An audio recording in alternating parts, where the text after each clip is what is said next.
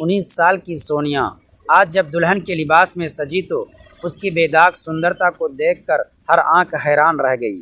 जिसने भी उसका घूंघट उठाकर देखा वह उसकी मासूमियत और रूप की तारीफ किए बिना न रह सका। लेकिन सोनिया जितनी सुंदर थी उसकी किस्मत उतनी ही उलझी हुई थी। कुछ ही देर में 31 साल के शहर के सबसे बड़े और सख्त मिजाज बिजनेसमैन मल्होत्रा के साथ उसकी शादी होने वाली थी। राहुल कोई और नहीं बल्कि उसकी स्वर्गीय बड़ी बहन अनिला के पति थे। अनिला जिसने अपनी नन्ही बेटी रूही को जन्म देते वक्त इस दुनिया को हमेशा के लिए अलविदा कह दिया था।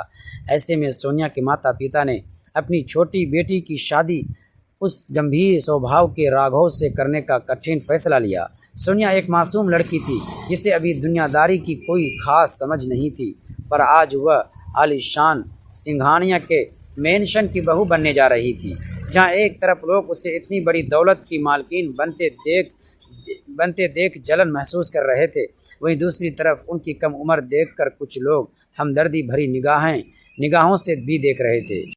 राहुल बेहद प्रभावशाली इंसान थे जिनकी अपनी पसंद नापसंद बहुत स्पष्ट थी। पहली पत्नी प्रियंका उनकी पसंद भी थी और उनकी चाहत भी। वह इसकी बहुत परवाह करते थे और शहर भर में उनकी जोड़ी की मिसाल दी जाती थी। लेकिन होनी को कुछ और ही मंजूर था। रीमा के जन्म के समय डॉक्टरों ने हाथ खड़े कर दिए। बहुत ज़्यादा ब्लीडिंग के कारण अंजलि सबको रोता हुआ छोड़कर चली गई। अभी दुनिया के निधन को सिर्फ 1 महीना ही हुआ था, लेकिन छोटी रीमा की देखभाल के लिए राघव की माँ सावित्री देवी उसे नौकरों के भरोसे नहीं छोड़ना चाहती थी। वो चाहती थी कि रूही को माँ का असली प्यार मिले। राघव भी जानता था कि कोई बाहरी औरत किसी दूसरे की बच्ची को अपनी संतान की तरह प्यार नहीं दे सकती। बहुत समझाने के बाद वह इस बात पर राजी हुई कि अंजलि की छोटी बहन सोनिया उनकी पत्नी बने। हालांकि दोनों के बीच 14 साल का बड़ा अंतर था, जिसे लेकर सोनिया के माता पिता भी असहमत थे। लेकिन सोनिया ने अपनी नन्ही भांजी रूही के लिए अपनी खुद की खुशियों की कुर्बानी दे। शादी बहुत ही सादगी से हुई थी, जिसमें गिने चुने करीबी लोग ही शामिल थे।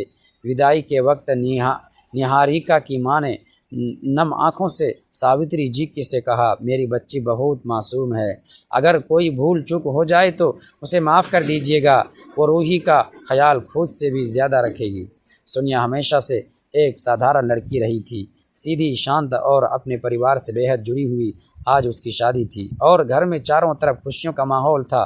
ढोल नगारों की आवाज़, रिश्तेदारों की हंसी और सहेलियों की छेड़छाड़, सब कुछ किसी सपने जैसा लग रहा था।